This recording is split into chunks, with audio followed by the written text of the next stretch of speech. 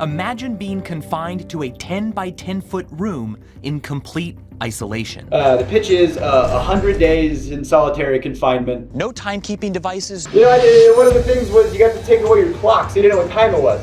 No windows. People don't know that was the second attempt. The first attempt was on me. Psychologists say that fewer than 3 days in a room like this can lead to brain damage. You only have to last like 30 and we have like a video. Clearly, he's on the border of misery. And it didn't go well.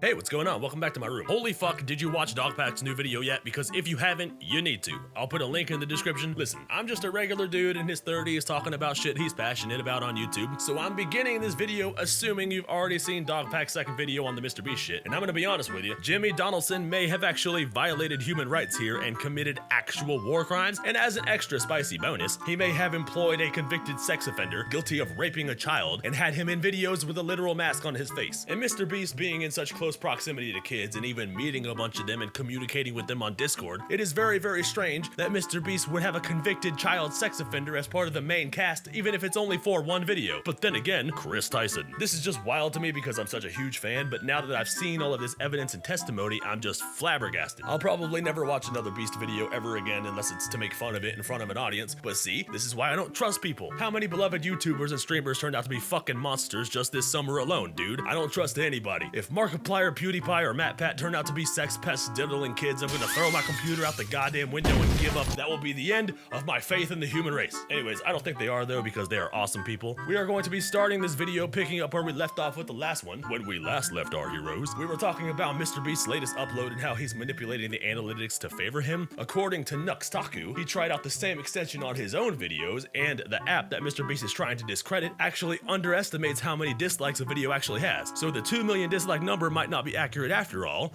but in the opposite direction. MrBeast might also have a defamation lawsuit on his hands. The biggest YouTube channel on the entire platform just said that your product sucks, even though it's accurate. So like, I don't know, that sounds like a lawsuit to me. Keep in mind that I have not personally tried this extension out because I don't care enough, but that is an interesting fact for you. We talked briefly in the last video about Beast games on Amazon and how people are getting injured and signing away their rights to sue, but that little scenario got even worse because apparently women were forced to hand over their underwear and they never saw them again. Even though they were told they would get them back, they have not, to this day, received them. I did not think I would actually hear about something like that happening in real life, yet here we are. You might be wondering why someone would steal a bunch of women's panties, but there's actually a market for them on the internet, which is gross, creepy, and all the other synonyms, but that's what I believe happened to the panties. If you ever wondered how an Instagram model gets rich and makes their living, that's a possibility. A lot of men think women live life on easy mode all the time because they're looking at these half-naked skanks on Instagram, but evidence suggests that life becomes super easy for anybody when you're willing to sell your soul to the devil. Moving on, segue level 1000. Dogpack opens up his video talking about the 100 boys versus 100 girls video, and he mentions how the cameraman who gave the women the drone was being super creepy towards the women and trying to fuck their sleep-deprived little bodies. See, my ramblings were going somewhere. Anyways, he launches into this interview with Jake Weddle, who's a former MrBeast employee. Where are you going? Are you having trouble paying attention? Do I need to do the shorts thing where I have Subway Surfers on the bottom of the screen so you can have something to focus on? Here, come here. Watch me run around this looping hallway in my game so you have something to keep your attention. You have something to stimulate your brain while I ramble passionately about internet bullshit. Anyways, Dawson continues on by interviewing a MrBeast employee named Jake Weddle, who was apparently supposed to be in the main cast. It was supposed to be Jimmy, Chris, Chandler, and Jake, but because Jake had too much personality and was too talkative, they ended up cutting him out of a lot of videos, and Jimmy didn't like him very much because he was too opinionated and outgoing to have a real camera presence, so Carl ended up taking his job. But they called him back for a video right before he moved to New York, and that video was 100 days in solitary confinement. Jimmy seems to really like the idea of confining people or being confined in small places for extended periods of time. So they've shoved Jake in this room. Think of it as the prototype of this video, but instead of Josh, it's Jake. They put Jake in this freshly painted set, this dungeon with no contact with the outside world and cameras on you 24/7, and a bunch of things that a child might think is fun, like an ice cream machine and a hot tub and a pool table. Literally kid shit. This would make a kid watching be like, ooh, I bet I could do that for 30 days or 100 days or however the fuck. On camera, it it looked amazing and child-friendly, but in reality, it's disgusting. The ice cream machine started smelling of spoiled dairy, and the hot tub had no filtration, so it started to smell too, and there was a septic tank for the toilet, and they never turned out the lights, so it's just non-stop fluorescent assaulting your eyeballs like a level in the back room, and everything was buzzing. So basically, your senses were getting assaulted from every angle. But hey, he can leave at any time, right? It's not like he's being coerced to stay in uncomfortable conditions or anything. Vsauce literally did a video covering the psychological damages this type of isolation has on people. Your brain is like a hungry sponge. It's constantly absorbing information. It thrives when stimulated. Between smartphones and books and movies and friends and family, thousands of sensations are constantly going into our heads. But what if it all got cut off? Psychologists say that fewer than 3 days in a room like this can lead to brain damage. It's just fucked up because depriving someone of sleep for extended periods of time is an actual war crime. We're not even allowed to do this to Hitler. If Hitler was alive today, we would not be allowed to deprive him of sleep, but old Jimbo can do it to his quote-unquote contestants. Contestant is just another way of saying victim. At one point, Jimmy coerced him into running a marathon, and for hours he ran until he ended up with blisters on his feet that would make a Resident Evil zombie think he's their leader. I'm glad he didn't show any pictures of that. I will happily take his word at face value on that. No verification needed. Anyways, Dogpack showed pictures of the text messages, and Jake literally couldn't even walk. Watching him talk about his experiences with MrBeast, to me, looks like he suffered some massive PTSD. Being forced to stay awake from the lights has given him insomnia that he still suffers to this day. And when he went to the higher-ups to try to get a raise because he didn't feel like his pay matched the work that he was doing, they fired him. This part made me almost cry because when he went to go demand a raise, one of his co-workers supported him and MrBeast fired both of them. The other guy didn't even have anything to do with it. He was just there to support Jake, and you could tell Jake is still haunted by that. But everything I'm hearing about MrBeast over the last week leads me to believe that he's one of these ultra-rich dudes who has so much money that he's now just bored with it. This is one of the downsides of being rich and having the desire for more and more money. What do you buy when there's nothing to buy? You have everything you could want. You could buy any house you want, any car you want. You can buy $1 million islands and $1 million yachts. Like, what do you buy when there's nothing to buy? When you have enough money to bend reality? When you can shut down whole businesses for you and your friends? What do you buy when there's nothing to buy? You buy people. If you have enough money to fix other people's problems, you can control them and make them do anything and be seen as the good guy in the process. And they will stay in this fucked up scenario on their own because life-changing money is in the back of their head. They can be coerced into enduring just about anything. Oh, you have student loans? Man, that sucks, friend. How about this? I'll give you $10,000 a day if you do what I tell you. Just sign here on the dotted line. Surrender all your human rights to me and I'll help pay a portion of your debt. Also, look deep into the camera lens and tell all the little boys and girls at home how thankful you are that I, MrBeast, am single-handedly fixing your problems. Seems extra fucked up when you put it into that context, doesn't it? Like, what do you buy when there's nothing to buy? Like, what could you want when you have everything?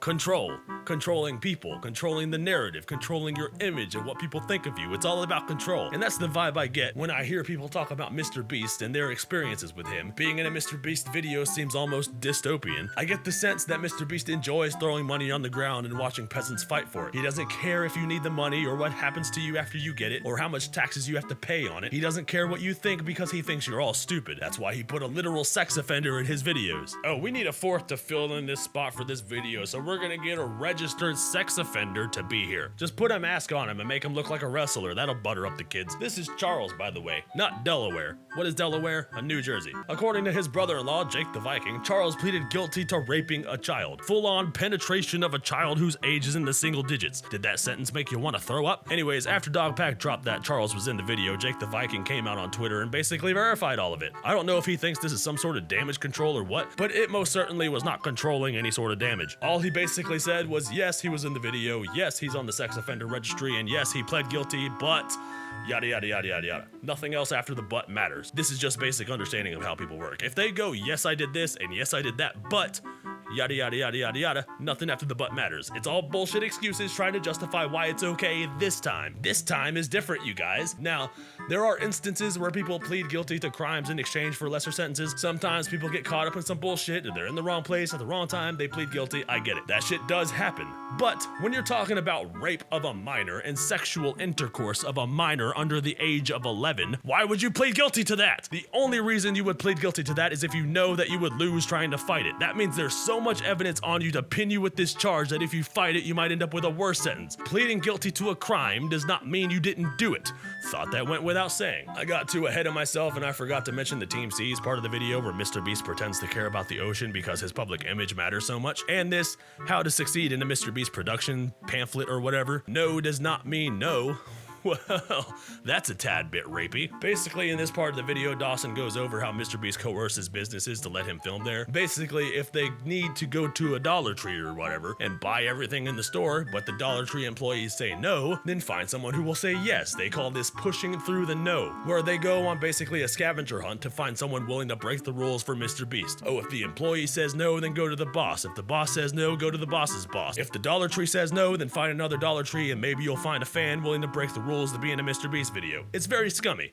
It's very, very scummy. Like, I don't think I can watch a MrBeast video anymore. I can't look at this man without seeing him as some sort of dystopian Squid Games obsessed control freak who can't seem to stay away from pedophiles. And if Jeffrey Epstein was alive today, Jimmy and Chris would no doubt be on that fucking flight log. Anyways, that's it for this one. I wonder if Dogpack's gonna drop a part 3. I would be super interested in seeing that MrBeast's philanthropy bullshit blown open. I know that shit is just a cover to protect his image. It's literally, Jimmy can't be bad, he donates to charity. It's all the cover. Even MrBeast's subscriber count is a cover. Like, how can you fall when people think you're too big to fail? You know what I mean? No one's gonna challenge you because they think you're too big to fail, but I don't think he's too big to fail. I think his numbers are inflated. I would not be surprised if MrBeast LLC has a YouTube view bot budget that they keep pumping money into in order to buy botted engagement. That way he looks like a big YouTuber. He probably for real has like PewDiePie numbers, like if we're being, honest. He probably has a few tens of millions, but I don't believe that is 300 million. That number is just too far-fetched to be accurate. Also, I can prove that he's botted. Like, look at his newest video. It's still going. See, watch this shit. Where's Chandler? Bring back Chandler. We need Chandler. Chandler, Chandler, Chandler. Where's Chandler? Bring back Chandler. We need Chandler. Do you want to know where Chandler is? He's in the fucking video, bro. He's the one that pushes the goddamn button to do the thing with the timer. It's nothing but bots the whole way down, dude. His whole account is as fake as his videos. The only time his videos are real is when he wants to torture somebody he doesn't like, I guess. Anyways, thank you guys so much for watching. Be sure to like, comment, and subscribe for more videos like this one. And you can go to seekingasylum.net to play my game or cop some sick merch. Hit the join button down below to become a member of the channel. Follow me on Rumble or go to my music channel at Nepharius Music to check out some tunes that I make in between uploads, and I'll see you in the next video.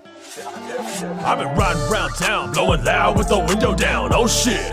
New phone, who this? I'm just steady winning. You can't even hurt my feelings, homie. Oh shit. New phone, who this? You can't ever slow me. Half of y'all don't even know me, homie. Oh shit. New phone, who this? Don't you dare try to call me, cause I'm introverted, homie. Better text me that shit. New phone, who this?